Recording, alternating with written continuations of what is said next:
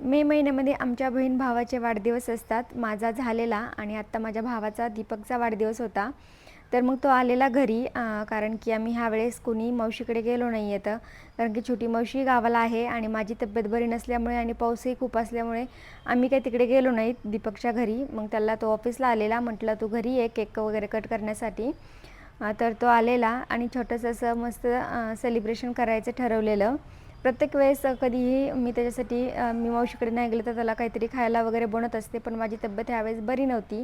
त्याच्यामुळे एवढं काही करणं माझ्याच्यानं झालं नाही आणि तरीही मी त्याच्यासाठी औक्षण वगैरे त्याचं केलेलं. आणि त्याला असंच दीर्घ आयुष्य लाभो, अजून खूप सारे तो बड्डे सेलिब्रेट करो, असं या सगळ्या इच्छा पूर्ण हो. त्याच्या बड्डेनिमित्त त्याला एवढंच माझ्याकडनं एक ही आहे. आणि मस्त असं बड्डे वगैरे सेलिब्रेट केला, छान वाटलेलं. आणि त्याच्या आवडीचा केक होता चॉकलेटचा, पण तो काही भेटला नाही. मग हा आणलेला.